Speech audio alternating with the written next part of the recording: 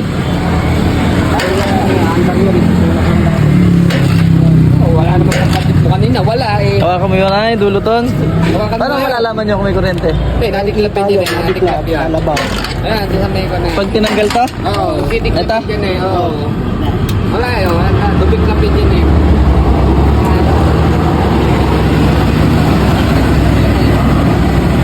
Pwede pinihawakan niya na yun, nakapagikumakal yun eh. Dinidikit lang nila yan dito ah.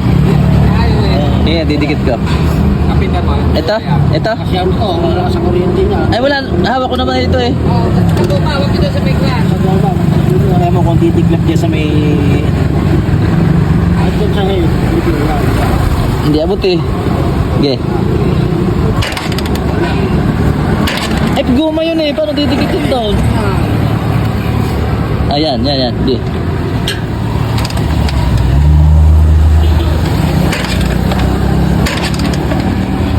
Wala yan, kasi kung ano gawin, magkakaroon ka na yan dyan eh.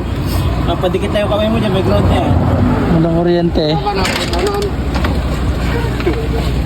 Bago-bago yun oh. Mapadikit lang ng kaunti yung kamay mo dyan, yung malakas ang